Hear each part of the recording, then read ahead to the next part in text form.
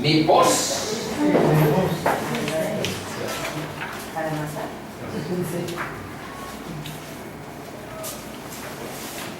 Vamos a iniciar, hermanos, el capítulo 4 de Hechos, recordando solamente de manera resumida, sintética, algo del capítulo 3.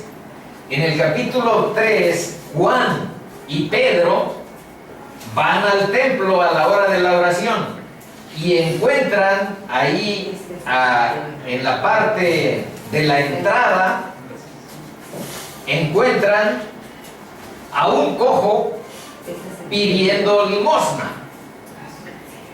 Entonces Pedro y Juan le dijeron: bueno, míranos, no tengo oro ni plata, pero lo que tengo te doy. En el nombre de Jesucristo de Nazaret, levántate y anda.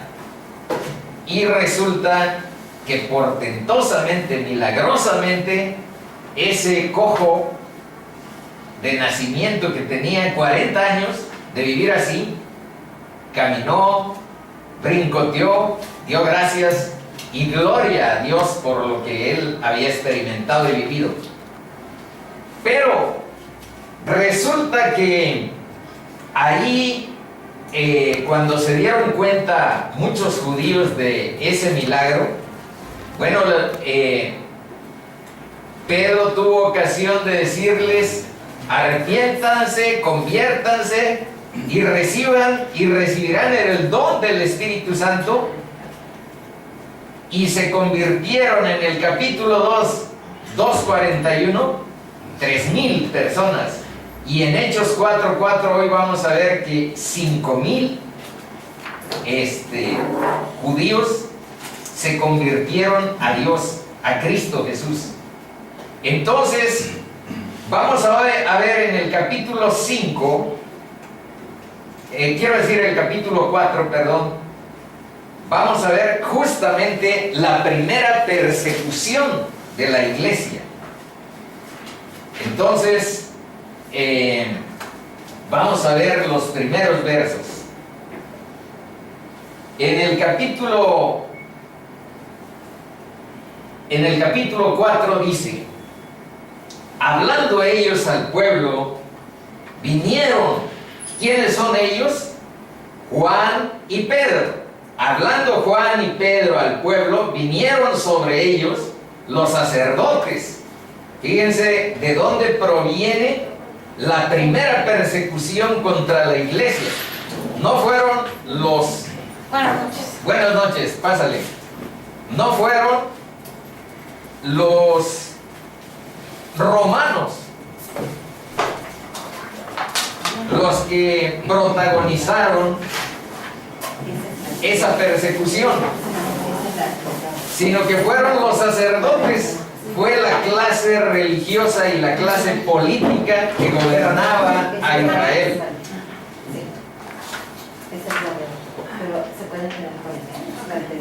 Vinieron sobre ella los sacerdotes con el jefe de la guardia del templo y los saduceos. Ahí vamos a ver una pregunta que dice: ¿y quiénes son los saduceos? Bueno, versículo 2. Resentidos de que enseñasen al pueblo y anunciasen en Jesús la resurrección de entre los muertos. Esa fue la razón de esta primera persecución: que enseñasen al pueblo y anunciasen en Jesús la resurrección de entre los muertos. Y les echaron mano y los pusieron en la cárcel hasta el día siguiente, porque era ya tarde. Pero muchos de los que habían oído la palabra creyeron, y el número de los varones era como 5,000. Ahí está la parte que les había anticipado. Vean que hay valentía, porque estos 5,000 lo hacen viendo que a sus líderes los están metiendo a la cárcel. Entonces es un desafío, es un reto sobreponerse a una adversidad como la que tenían enfrente de sus ojos. Y sin embargo, creyeron en que los judíos habían crucificado sin reconocer a su Mesías, porque eso era Jesús. el Mesías anunciado por muchos profetas, en que vendría para salvar al mundo de sus pecados. Y todos los sacerdotes hicieron muchos ritos, hicieron muchas fiestas en espera de ese Mesías anunciado. Pero ellos se imaginaron que sería algo así como un rey militar que se sobrepondría al dominio de los romanos que tenían sobre Israel y que haría de Israel un brillo, una nación brillante que dominara sobre todos los demás pueblos. Sin embargo, nunca entendieron las escrituras de los profetas en el sentido de que se trataba no de un militar, no de un rey dominante, sino de alguien que nos sacara del problema más grave que los humanos atravesamos en nuestra existencia. Y el problema más grave que tenemos en nuestra existencia, ya saben, hermanitos, es nuestro pecado, aunque no lo distingamos en nuestras primeras incursiones a explorar su magnitud, su significado. Pero para eso estamos acercándonos a la palabra, para que Dios nos ilumine y nos dé entendimiento sobre la naturaleza del pecado. Ahora la pregunta es, ¿quiénes son los saduceos? Bueno, aquí se dice que se consideraban descendientes de Sadoc, sumo sacerdote de David y de Salomón. Pero vean lo que significa la palabra Sadoc. La palabra Sadoc significa justicia y rectitud, la palabra hebrea. Entonces, ¿qué cosa quiere decir los saduceos? Quiere decir los justos, los rectos. Y son un partido político, entonces es un hombre que adorna llamarse saduceos. Abajo está una referencia bíblica que procede del segundo libro de Samuel, capítulo 8, versículo 17, a donde se hace mención de este Sadoc. Dice que era hijo de Ahitob, y Ahimelech era hijo de Abiatar, y ambos eran sacerdotes. Pueden ustedes ver esa referencia.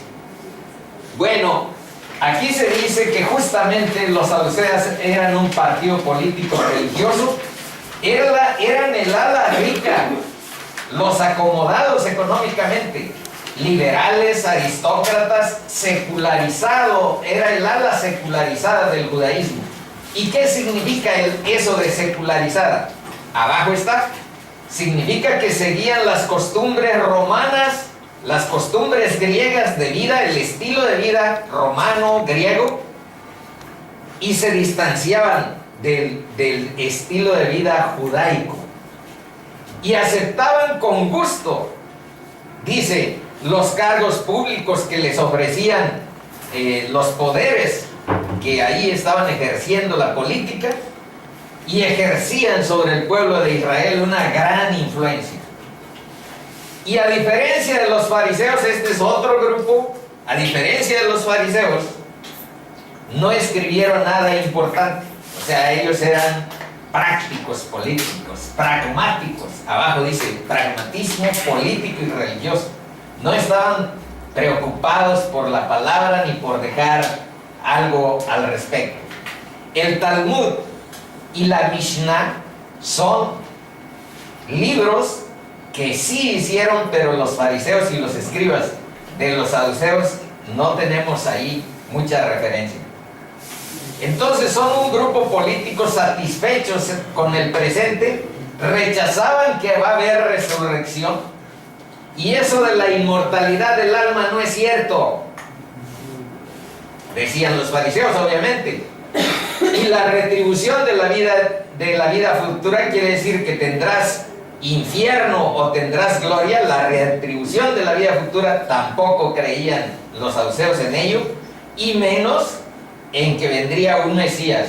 Ellos creían en los 5 primeros libros de la Biblia, que fueron escritos por Moisés: Génesis, Éxodo, Levítico, Números, Deuteronomio. Son los 5 primeros libros de la Biblia, y en ellos sí creían estos saduceos. Entonces aquí se da un fenómeno. Por una parte, los saduceos le quitaban a la palabra de Dios libros, porque lo único que para ellos era válido era el Pentateuco, los 5 primeros libros. Lo demás, ya existían los Salmos, ya existía Isaías, ya existía Jeremías, ya existía Josué, ya existía Esther, ya existían muchos libros, pero ellos no los consideraban válidos. Entonces quitaban ellos a la Biblia muchos libros. Y los saduceos, los fariseos al revés de los saduceos. Los fariseos aumentaban el Talmud por el mandamiento del sábado, de guardarás el sábado. Hicieron tamaños libros para guardar el sábado, reglamentar qué significaba. Entonces, por una parte, este es el fenómeno. Por una parte, los saduceos quitaban libros, y por otra, los fariseos aumentaban libros. Entonces, aquí viene una lección. Conformémonos con la palabra de Dios. Es suficiente y es perfecta. Cuando le empiezas a aumentar a la palabra de Dios y quieres hacer pasar como profecía válida lo que tú escribes, se erosiona el sentido de la palabra. Y cuando le quitas por tu irresponsabilidad o falta de sentidos, pues igual se lesiona. Por eso la palabra de Dios hay que mantenerla con cierta, como lo que es sagrada, es eterna y es perfecta. Ahora vamos a ver una parte de Hechos 23, a donde se habla también en la Biblia de los saduceos. Dice: porque los saduceos dicen que no hay resurrección. Entonces esto que les estoy diciendo no es invención.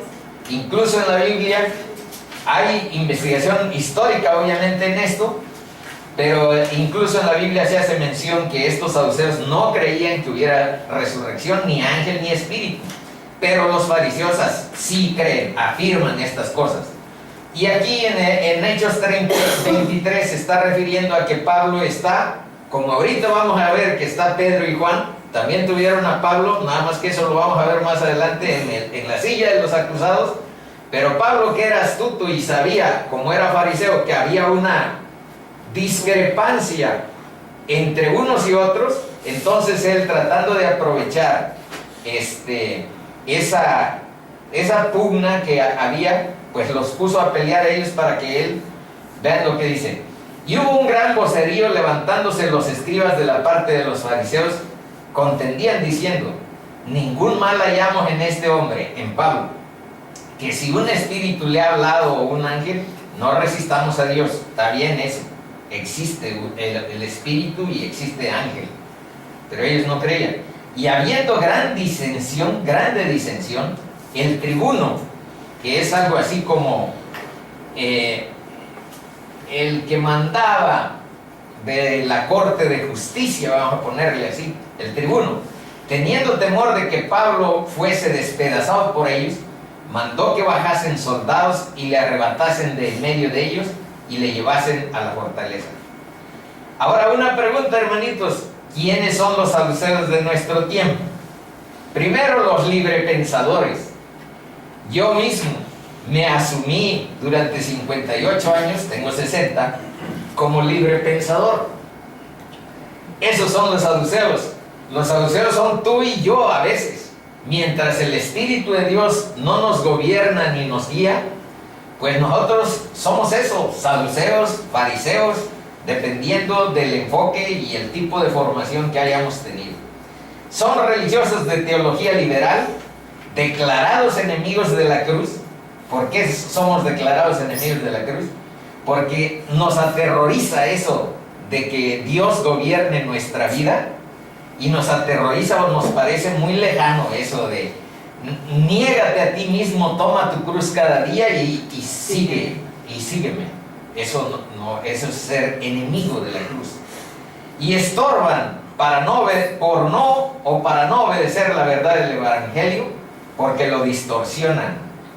También contaminan a la iglesia y persiguen la sana doctrina, como aquí estamos viendo en esta primera persecución.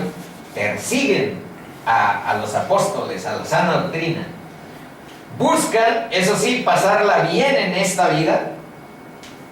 Un saduceo es aquel que te sube en el WhatsApp el mensaje de sé feliz este día. Aprovecha hasta el último segundo y el último minuto para que disfrutes a toda tu extensidad, a toda la extensidad. Y no sabe uno si eso se puede hacer con sujeción a la palabra de Dios o en adulterio, en inmoralidad sexual, en borracheras, en lo que sea. Porque si lo dejas así, está muy abierto, ¿no? Está muy abierto. Que con tanta intensidad, pues sí, la intensidad puede ser en el pecado también. Esos son los... Ahora, en la siguiente página, vamos a ver algo que también le pasó a Jesús, parecido a lo que les está pasando a Juan y a Pedro, a los que fueron a cuestionar porque estaban enseñando al pueblo y porque estaban anunciando en Jesús la resurrección. Pero vean que también a Jesús le pusieron ese tipo de requerimientos. Dice, cuando vino al templo, los principales sacerdotes y los ancianos del pueblo se acercaron a él mientras enseñaba y le dijeron, ¿con qué autoridad haces estas cosas? ¿Y quién te dio esta autoridad? Respondiendo Jesús les dijo, yo también os haré una pregunta y si me la contestáis, también yo os diré con qué autoridad hago estas cosas. Y vean la pregunta que le formuló Jesús a estos sacerdotes, a estos ancianos. Les preguntó, ¿el bautismo de Juan de dónde era? ¿Del cielo o de los hombres? Ellos entonces discutían entre sí diciendo, si decimos del cielo nos dirá, ¿por qué pues no le creísteis? Porque a Juan no le hicieron mucho caso de que vino anunciando al Mesías. Estos mismos personajes, el Sanedrín, los gobernantes, los principales sacerdotes, los ancianos, los fariseos. ¿Por qué pues no les creísteis? Les preguntó. Y si decimos los hombres, tememos al pueblo porque todos tienen a Juan por profeta. Y esta es la crisis de todo político que es esclavo de la opinión del pueblo, quiere quedar siempre bien con las masas populares. Bueno, y entonces vean lo que le dijeron a Jesús. Y respondiendo a Jesús dijeron, no sabemos si el bautismo de Juan era del cielo o de los hombres, no sabemos.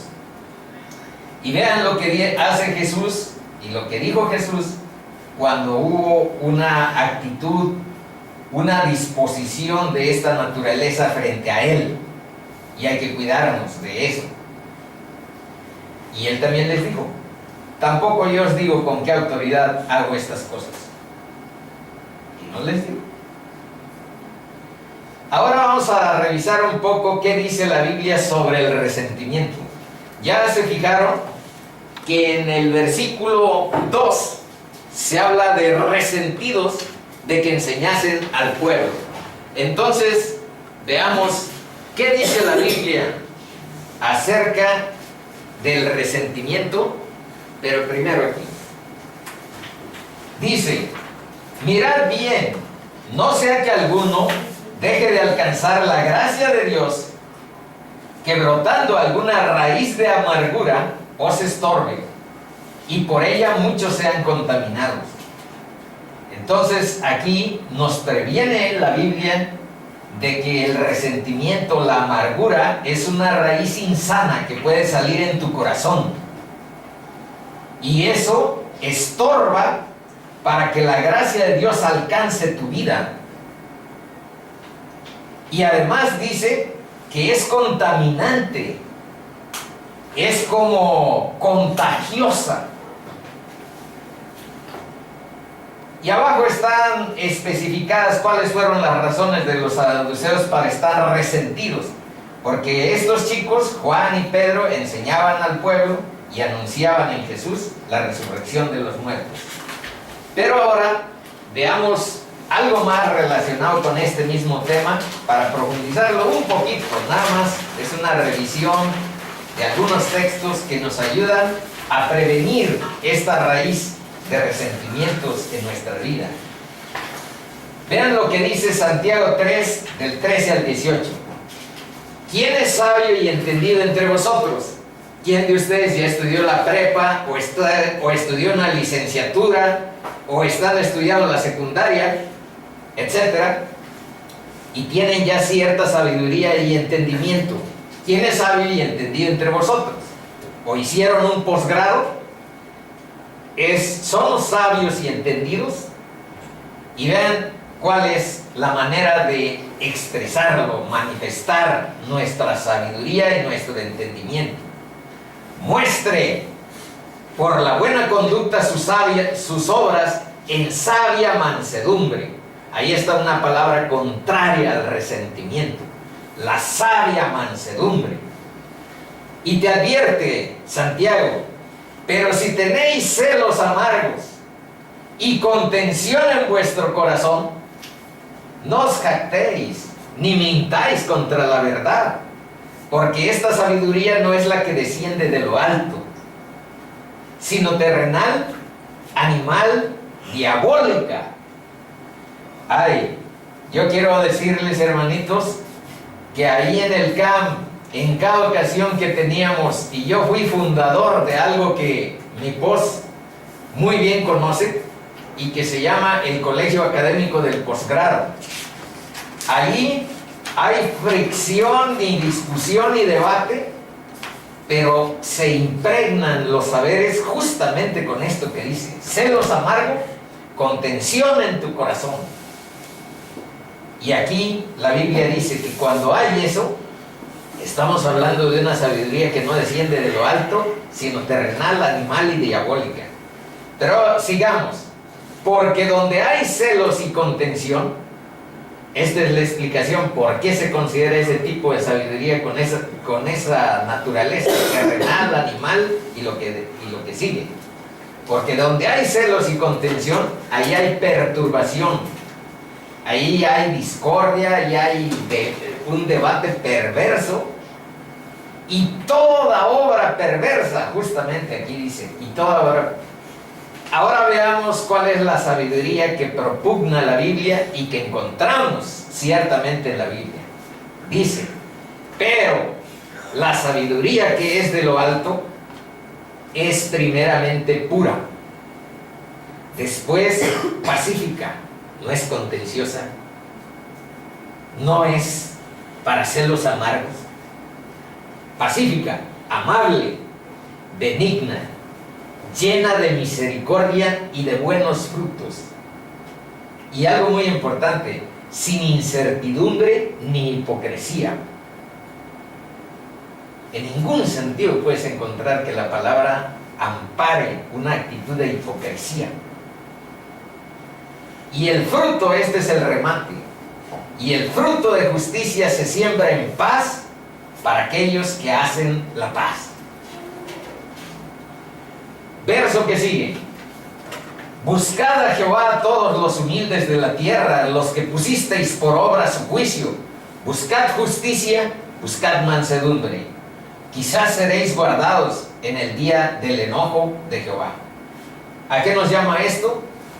A buscar la justicia, que solo en Dios podemos encontrar, y en buscar la mansedumbre de la que estamos hablando como contrapuesta a este sentido de resentimiento, de amargura. Hermanos, Gálatas 6:1: si alguno fuere sorprendido en alguna falta, vosotros que sois espirituales, restauradle con espíritu de mansedumbre, considerándote a ti mismo, no sea que tú también seas tentado. Hazle, doctora. Buenas.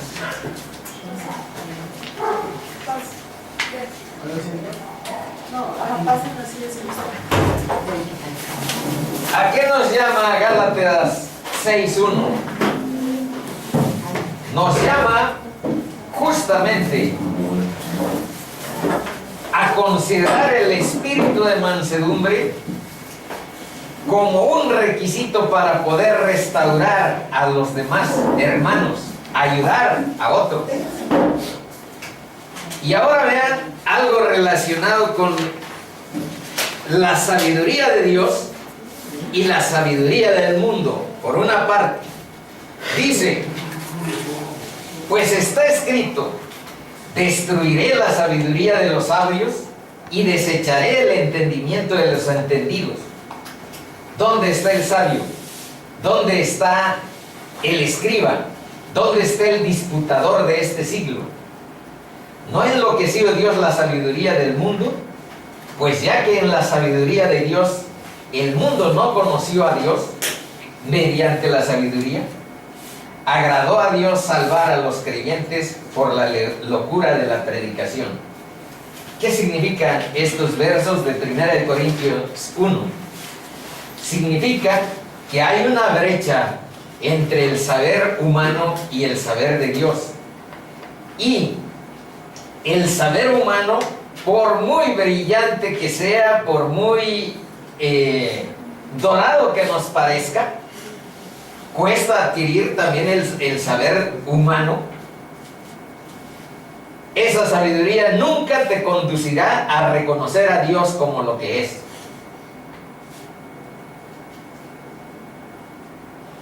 Para encontrar a Dios tienes que buscar otro camino, y en la sabiduría humana no vas a encontrar ahí tu reconciliación, tu conexión, tu relación con Dios. Eso es en síntesis lo que podríamos mencionar. Bueno, página 5. Y vinieron a Juan y le dijeron, este es un verso que expresa la más sublime mansedumbre de un siervo. Vean, y vinieron a Juan y le dijeron, maestro, eso quiere decir rabí, mira que el que estaba contigo al otro lado del Jordán, están hablando de Cristo. Le fueron a decir a Juan el Bautista, rabí, mira que el que estaba contigo al otro lado del Jordán, de quien tú diste testimonio, bautiza y todos vienen a él. O sea, te está ganando la chamba. Ya se fueron con Cristo. Te está ganando los adeptos. Ya se fueron. Y todos vienen con él, le fueron a decir. Y vean la mansedumbre, la humildad de un siervo. Vosotros mismos me sois testigos de que dije, yo no soy el Cristo, sino que soy enviado delante de él.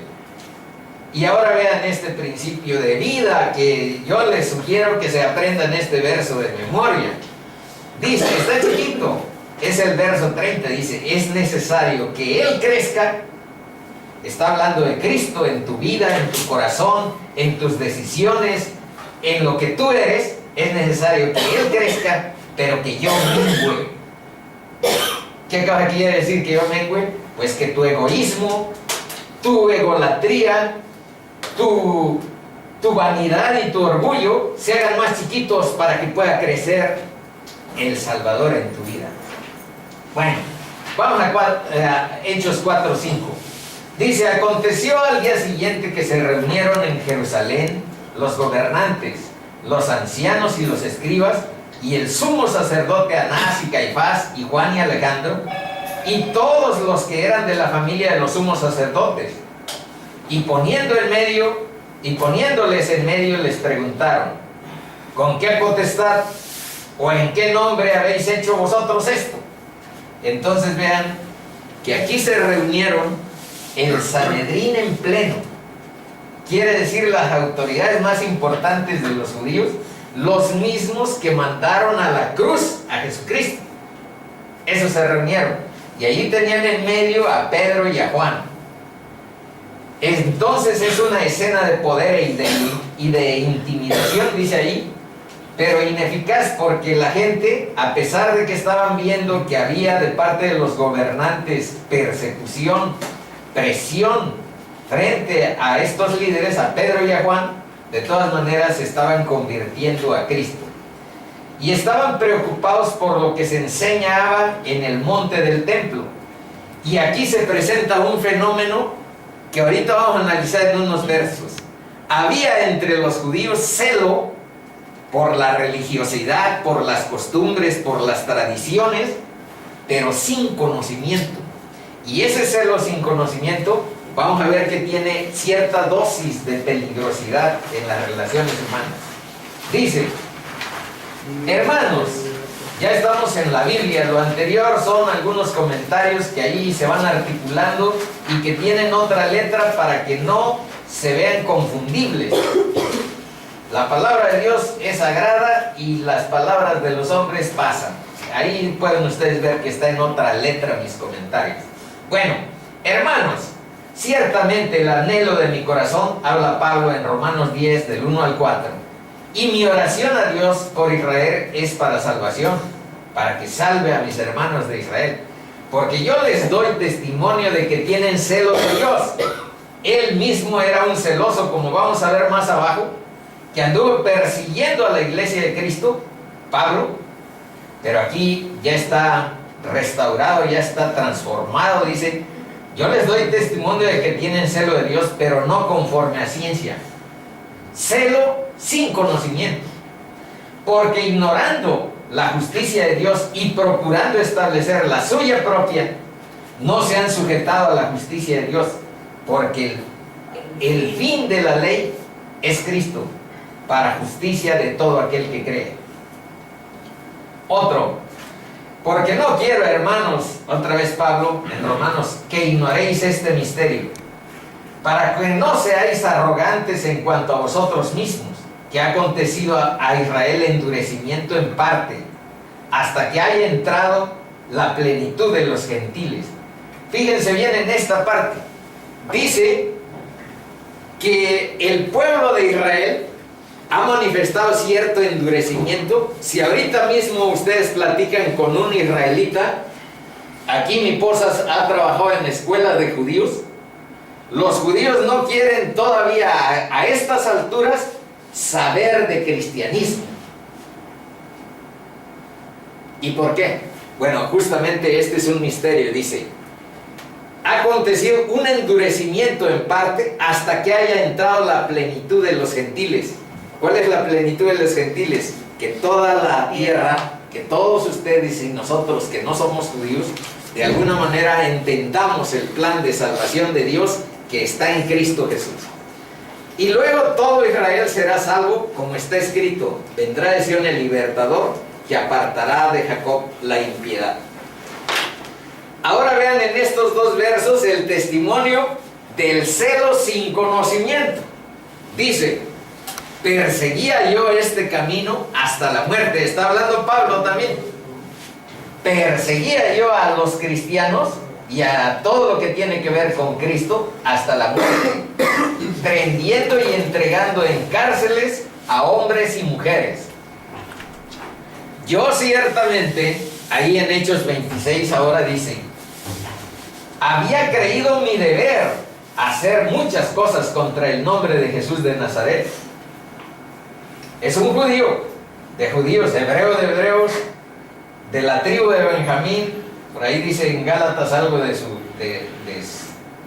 respecto, pero ahorita nada más con él.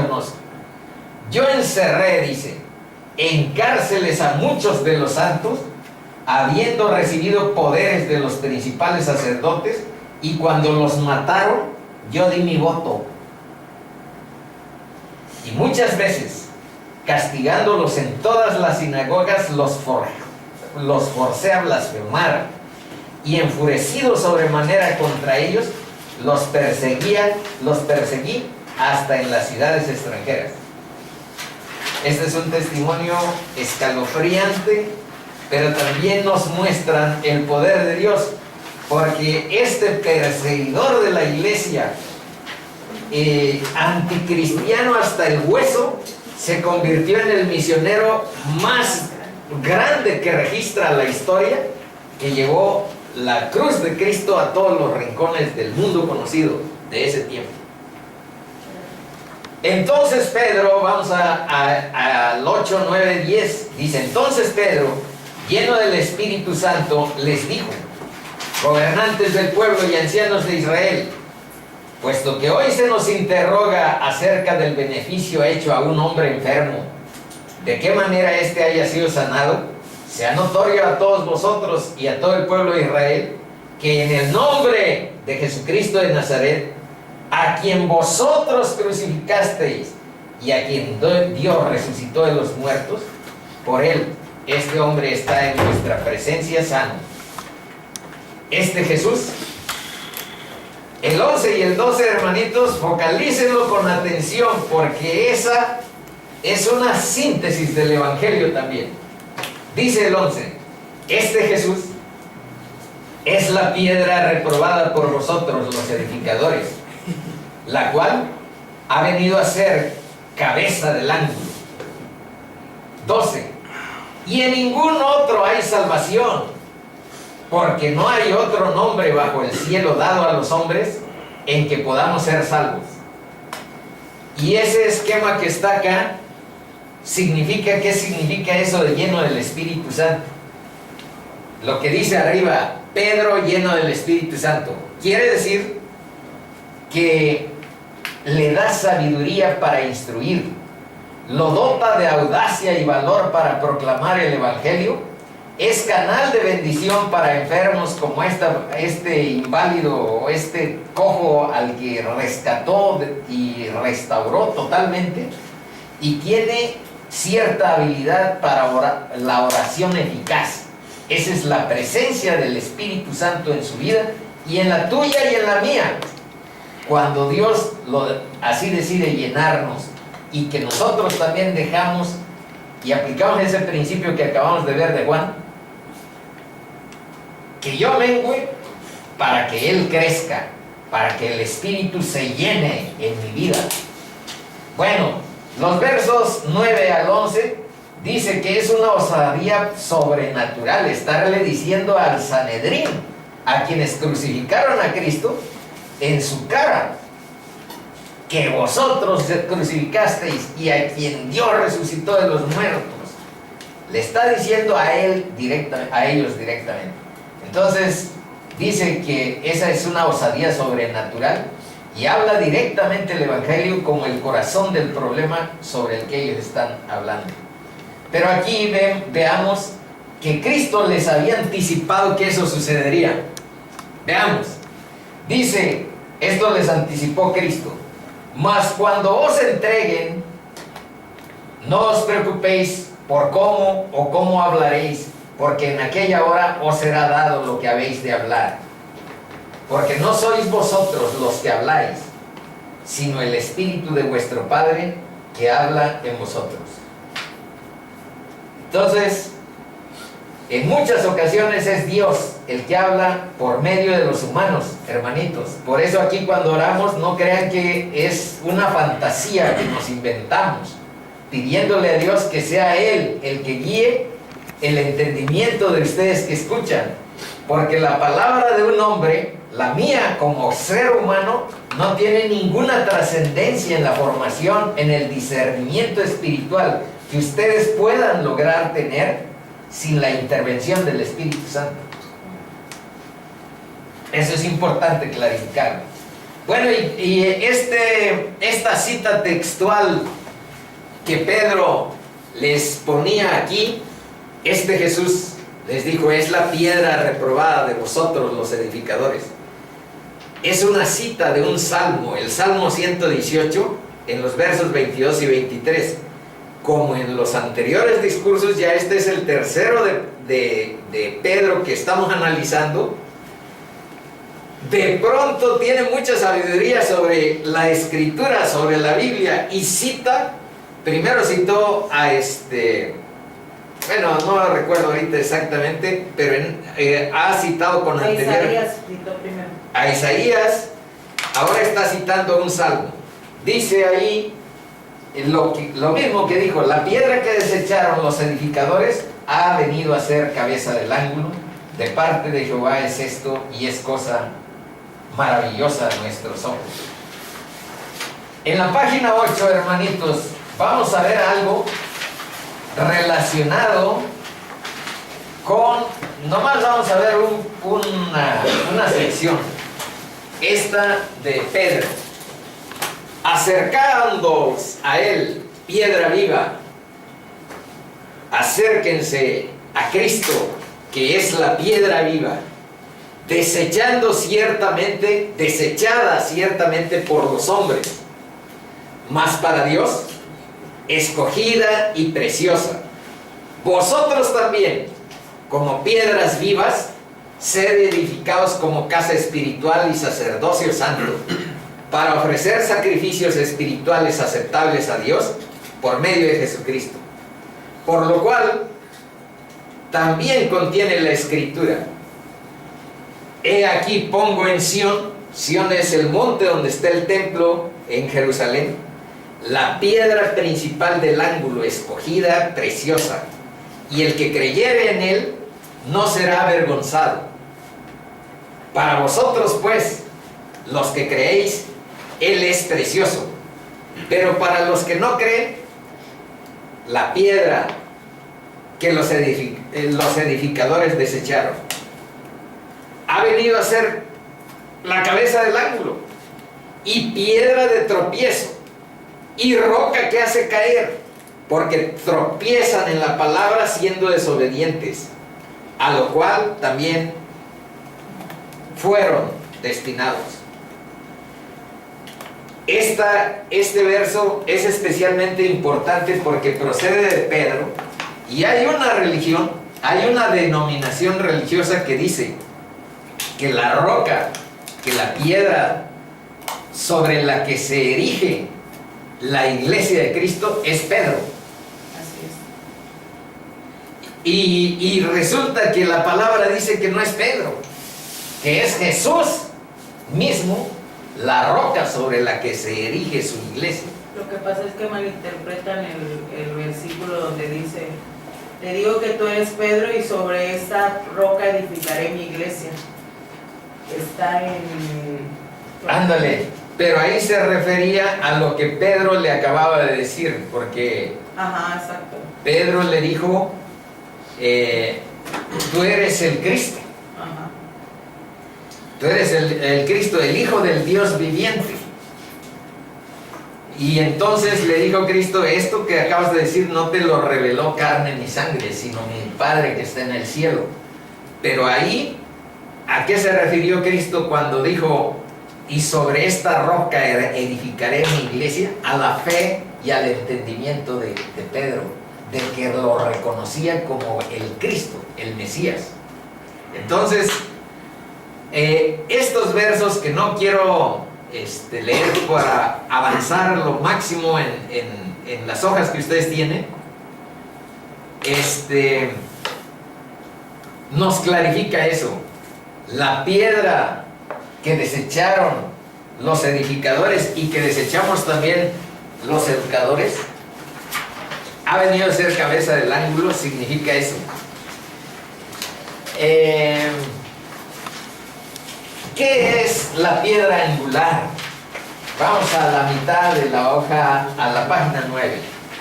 La piedra angular es la piedra principal, la que nivela el piso, la que da la anchura y la altura, el punto de referencia de toda la edificación.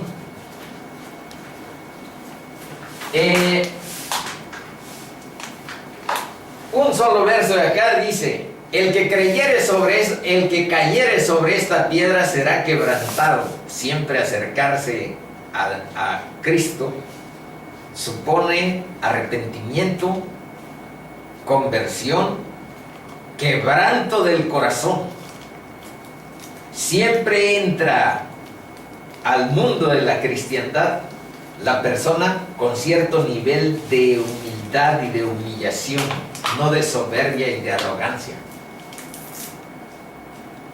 Eso es importante de esclarecerlo, aunque les parezca medio conflictivo. Pero el punto es entender qué dice la palabra. Pedro no está intimidado. Con denuedo habla el Evangelio. Reconozcan que son culpables. La prueba de que era el Mesías es que Cristo resucitó. Es el único camino de salvación. Se los dijo claro. Y ahorita vamos a ver algo relacionado al respecto. Y dice que aquí, nada más que eso, los que vinieron hoy la primera vez no lo van a poder articular. Dice que faltó que Pedro les hubiera predicado: arrepiéntanse y conviértanse para el perdón de los pecados y recibirán el don del Espíritu Santo, como les predicó a los otros que se convirtieron de a 3,000 y de a 5,000. Aquí el Sanedrín está compuesto por 71 personas. Y a mí se me ocurre pensar que si les hubiera predicado completo el Evangelio, llamándolos al arrepentimiento, a la conversión, para el perdón de los pecados y para el don del Espíritu Santo, es probable que de los 71 hubiera habido algún converso. Pero la pregunta que ellos hicieron no fue parecida a la que hicieron con anterioridad. Por eso les decía que los que no estuvieron, se les va a dificultar articular. Pero antes, entre esos 3,000 y 5,000 le preguntamos: varones, hermanos, ¿qué haremos? Porque igual les dijo: ustedes son de los judíos que crucificaron a Cristo, son culpables. Pero ¿qué haremos?, le preguntaron a Pedro, y ya les dijo esto que está ahí marcado y que ya comentamos. Lo que estos amigos, el Sanedrín, le están preguntando a Juan es otra cosa muy diferente. Se están preguntando: ¿qué hacemos con estos hombres? Con Pedro y con Juan. Bueno, vamos a avanzar. El versículo 12, hay necesidad de focalizarlo por un momento, porque esa es una síntesis breve del Evangelio.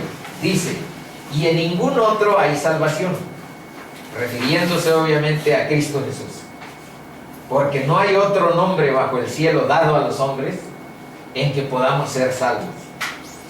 Y hay un comentario: esta síntesis del Evangelio es muy radical. Subrayen si quieren arriba algunas cosas de lo del radical. No hay otro nombre bajo el cielo dado a los hombres en que podamos ser salvos. En ninguno otro hay salvación. Entonces hay una religión, hay una denominación a donde dice que hay corredentores. O sea, Cristo no es el único camino, hay otros. Incluso la madre de Cristo está como corredentora, y la palabra dice todo lo contrario. Bueno, y nosotros lo estamos abordando conforme a lo que dice la Biblia, no sobre lo que se me ocurra a mí o a alguien. Dice que es radical. La síntesis es muy radical, porque radical es el pecado. Radicales son las consecuencias. Ya saben que la palabra dice que el pago del pecado es muerte, y toda alma que pecare morirá. Ese es el problema que estamos tratando de resolver. Y radical es el plan de salvación de Dios, haber mandado a su Hijo unigénito para que ahí se descargara la justicia de todas nuestras